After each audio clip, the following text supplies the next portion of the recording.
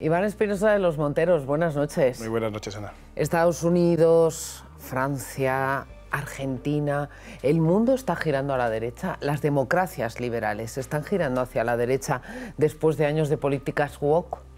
Bueno, yo creo que están girando hacia el sentido común, porque esto no es un alejamiento de la izquierda, es un alejamiento, como tú dices, de lo woke, que es una enajenación mental a la que nos han sometido desde el marxismo cultural en los últimos años, que cada vez ha ido a más, posiblemente porque no había freno, porque no había suficiente gente, suficientes ideas del otro lado para contraponerse a estas barbaridades que hemos visto en el mundo woke. Y ahora... El mundo woke, para no continuar, porque sé que después me van a entrar un montón de preguntas por las redes sociales, me lo van a preguntar en casa. ¿Qué es woke? ¿Cómo defines woke? Bueno, woke es una palabra que se inventa en Estados Unidos hace relativamente poco, hace unos 10 años, para referirse a las personas que son conscientes, que están conscientes de todos los desequilibrios que hay en el mundo, claro, siempre desde el punto de vista del marxismo cultural, es decir, que es esa fuerza que en los años 90, cuando cae el muro de Berlín y la izquierda queda absolutamente devastada ante la evidencia empírica de que hay un sistema que ha prosperado, que es el de la democracia en el sentido político, el del capitalismo en el sentido económico, y hay otro que ha caído completamente devastado, que es el mundo del marxismo. Entonces ellos empiezan a buscar nuevas fórmulas para recuperar terreno. Entonces asumen banderas que nunca fueron de izquierdas, pues la bandera del feminismo. ¿Dónde eran las mujeres más libres? Pues en las democracias liberales occidentales, nunca en el mundo del comunismo. La bandera LGTB, ¿dónde vivían los gays bien? ¿En Cuba, donde les fusilaban? ¿O en la Unión Soviética, donde les encarcelaban? ¿O en las democracias occidentales? Pues las democracias occidentales. El medio ambiente, ¿dónde se cuidaba mejor? ¿En Occidente o en la Europa del Este, donde los ríos están contaminados? En fin, van tomando todas estas banderas y las van asimilando de una manera mucho más radicalizada a su visión. Y lo llevan a la dinámica de la lucha de clases marxista y enfrentan claro, a hombres con mujeres. A la vista de que el materialismo dialéctico, es decir, la lucha entre el capitalista explotador y el obrero explotado, no triunfa en Europa, porque el gran invento es la clase media, donde la gente no se siente ni de un extremo ni de otro, buscan otra manera de confrontar. Ciudad contra campo, hombres contra mujeres, gays contra heteros, y así constantemente, ¿no? Entonces, a finales de los años 90 empezamos a hablar de lo políticamente correcto. De ahí se pasa a ser muy sensible con las minorías étnicas, raciales, sexuales. De ahí se pasa al concepto del género, cuando las personas lo que tienen es sexo, no género. De ahí se pasa a... Bueno, entonces todas estas políticas que van avanzando en el mal sentido, pero que se van incorporando a nuestro quehacer diario, donde la derecha no contesta, no reacciona, no ofrece otro contexto cultural para hacer frente a esta barbaridad, todo eso es el mundo woke. Eso en Estados Unidos empieza a coger mucha fuerza con Obama, sobre todo en su segundo mandato, y ya en la época de Biden, y no digamos con la candidata que había hasta ahora, Kamala Harris, que estaba constantemente diciendo que lo que hay que hacer en la vida es woke, lo que hay que hacer en la vida es woke. Bueno, en Estados Unidos había una reacción muy clara. Trump empezó hace 8 años, y yo creo que ahora va a rematar o va a intentar acabar con esa hegemonía cultural, y esto tiene reverberaciones en muchos sitios, pues en Argentina, como decías, en Italia. Yo creo que en toda Europa hay una tendencia a volver al sentido común, ya no digo la derecha, al sentido común. Pero entonces no son los gobernantes los que han dicho hasta aquí hemos llegado, han sido los ciudadanos. Claro, sí, yo creo que las cosas se mueven según la ley del péndulo, ¿no? Sí. Pues nos han llevado... No sé si nos hemos ido al otro extremo. No, o sea, nos hemos ido a un extremo absolutamente irracional, alocado, insensato, que además va contra la propia naturaleza del ser humano, ¿no? En España, desde hace 20 años, lo estamos viendo en muchas cosas, por ejemplo, las leyes de género, que son una absoluta aberración. Ojo, en los últimos 20 años no ha gobernado solo la izquierda. Seguimos siendo el único país del mundo que tiene una legislación para hombres distinta de una legislación para mujeres. Eso no existe en ningún sitio. En todas partes existen los agravantes por cuestión de fuerza o de nocturnidad o de lo que sea, y también los eximentes por lo que sea, pero no existe un juego legislativo con unos juzgados específicos y un tratamiento distinto para hombres o para mujeres. Eso no existe en ningún sitio del mundo, solo en España. La gente que te dijera que vamos a imponer un sistema legislativo distinto para inmigrantes. Y dice, ¿pero por qué? Hombre, porque los inmigrantes delinquen más. Entonces tenemos que tener un sistema específico para ellos. Sería un escándalo, sería racista, sería... Y sin embargo, en España hemos aceptado con total naturalidad la teoría del género, según la cual al hombre se puede juzgar de manera distinta que a la mujer, después de 2000 años de derecho romano, según el cual todos éramos iguales ante la ley. Estas cosas, estos extremos a los que se han llegado en todo el mundo, poco a poco van devolviendo o van volviendo, digamos, a un punto más razonable y más sensato. O sea, que no es una cuestión solo de economía, porque hemos partido de del aniversario de Milei, de su victoria en las elecciones en Argentina. Es verdad que el país se ha empobrecido de una manera alarmante. Él está tratando de combatir la inflación, pero ha subido el paro y la inflación se combate también porque no hay consumo. La gente lo está pasando realmente mal. Esa dieta de motosierra, como él dice, está siendo realmente dura. Pero él llega al poder al grito de libertad. ¿Eso es lo que están buscando los ciudadanos? Bueno, claro, porque todo ¿Es un esto, punto de no retorno? Todo esto es lo más parecido a una dictadura del marxismo, ¿no? Que te dicen las cosas que puedes decir y las que no, las cosas que puedes pensar y las que no. Tú piensas las leyes que hemos aprobado en España, insisto, que no ha gobernado solo la izquierda, la ley de memoria histórica, que te dice que tú solo puedes interpretar la historia de una cierta manera. La ley ahora de memoria democrática, que puedes acabar en la cárcel porque digas cosas que sucedieron en una época y las narres tal cual. No hay libertad de cátedra. Los profesores ni en la universidad ni en los institutos pueden hablar en libertad. No hay libertad de expresión, o se va limitando, no es que no haya, se va limitando. Por supuesto, la toma de control de todos los medios de comunicación públicos y privados por parte de la izquierda, esta casa es una excepción, pero es la excepción, habrá alguna más, pero muy pocas más. Eso es parte de todo este procedimiento ante la cual la gente se rebela. Se empezó rebelando hace 8 años con la victoria de Trump, con el Brexit en Inglaterra, con la derrota de las propuestas en Colombia del entonces presidente Santos, que pretendía pasar al bando de los buenos, a los antiguos terroristas. Es decir, la gente acaba reaccionando. Se tarda, porque esto es como lo de la rana, ¿no? Que si la pone en agua hirviendo salta y se escapa. Pero si tú pones la rana en una cazuela a temperatura ambiente y le vas subiendo la temperatura poco a poco, no se da cuenta y se acaba quemando. Pero llegará un día en que la rana también se da cuenta que se está quemando. Y la gente se da cuenta. La gente se da cuenta en distintos sitios, en distintos países, ante gobernantes que le van llevando por ese camino que creo que no es el que la gente quiere. ¿Van a ir por ese camino el resto de los países de América? ¿Va a ir por ese camino el resto de Europa? Vamos a centrarnos en América. Estábamos viendo imágenes de Milei. ¿La clave es lo que ocurra en Venezuela en el mes de enero? Bueno, la clave de todo lo que ocurre en Hispanoamérica arranca en Cuba, ¿no? Cuba es el auténtico cerebro de la bestia, es donde está el mal que se expande por todos lados. Es decir, Venezuela es un producto de Cuba. La revolución que hubo, lo llamo revolución, pero en fin, las revueltas que hubo en la calle en Chile hace unos años que acabaron con el gobierno y generaron una nueva constituyente, fue la inteligencia cubana. Toda la fuerza de Gustavo Petro en Colombia se basa en la inteligencia cubana. Es decir, todo lo malo que sucede en Hispanoamérica procede de Cuba. Y luego hay sitios donde la resistencia surge de manera muy notable. Entonces, Argentina es un caso. Es decir, Argentina es una nación donde se va a producir se está produciendo un experimento en el que más nos vale a todos que salga bien, porque se están aplicando las recetas adecuadas en materia económica que pueden generar algunos contratiempos a corto plazo, pero que son las correctas. Pero es una dieta muy extrema, ¿eh? Pero si uno mira lo que pasó en la Inglaterra de los años 80, y se nos olvida que el Reino Unido era un país en depresión, era un país que estaba sin crecimiento, era un país gris. Cuando lo coge Margaret Thatcher en el año 80, pues lo somete a una dieta que al principio, cuando tú vas a medicina, es desagradable. Y tardas un par de años en empezar a ver los resultados, pero una vez que ves los resultados, el crecimiento es exponencial. Un poco lo que pasó con Reagan también en el año 80. Se nos olvida que el Estados Unidos del año 76 al 80, de Jimmy Carter, que provenía también de la depresión propia de haber perdido en Vietnam, haber visto a un presidente imputado dimitir, haber tenido la crisis de los rehenes en Irán, tener la moral nacional por los suelos. Bueno, pues todo eso se le dio la vuelta con un gobierno, el de Reagan, que empezó con medidas que parecían duras para la época, pero al cabo de 8 años la década había cambiado por completo y Estados Unidos era de nuevo la potencia mundial que había sido. Pues eso es lo que va a pasar en Argentina si se le permite y si se le da el plazo suficiente y no sucede nada.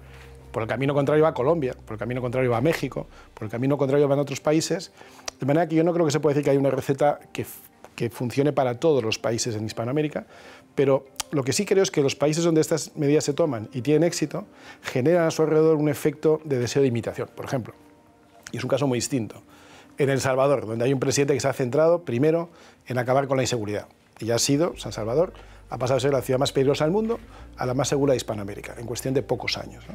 Con medidas muy controvertidas, muy discutidas por la izquierda, lo que sea, pero eso está generando ya un efecto en el perímetro, en los países de su entorno, no en Nicaragua, porque está bajo una dictadura sandinista, pero en los demás países, un efecto de imitación, y hay mucha gente que ahora quiere ser como Bukele, aunque sea solo en ese aspecto, ¿no? Entonces, lo que digo es que es necesario que estas políticas en economía, en seguridad y en sentido común triunfen para que se vayan expandiendo por el resto de la región. Te preguntaba por Venezuela porque parece que nuestro gobierno tiene muchos intereses allí. El expresidente Zapatero y también el gobierno actual, que a medida que Aldama vaya sacando papelitos nos iremos enterando de cuál es realmente la dimensión de nuestros intereses. El que Venezuela, triunfe la oposición democrática, que es la que ha ganado las elecciones, ¿va a tener un impacto aquí en España?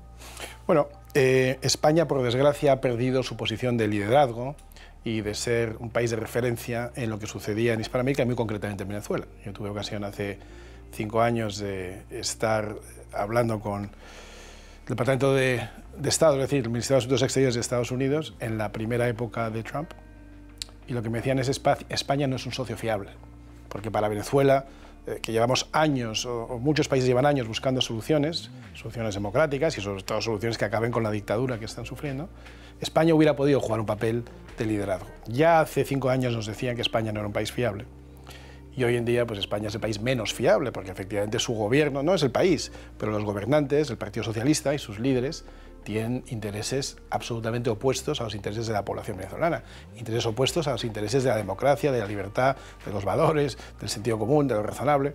Ahora que ha ganado la oposición y en enero debería tomar posesión el presidente Edmundo, pues no creo que vaya a ser fácil, no digo que no vaya a suceder, pero no creo que vaya a ser fácil, y lamentablemente España no está en una posición de liderar el apoyo a Edmundo en Europa, ante Estados Unidos y ante otros países. Si acaso mantener a Delcy para que no levanten las alfombras. Pues por ahí más bien parece que van las cosas. Gracias a la influencia de Zapatero y, por cierto, del Grupo de Puebla, que es esa organización, de nuevo, liderada por Cuba, pero fuertemente financiada, entre otros, por gobiernos como el de España y con enorme influencia de personajes muy siniestros como Zapatero.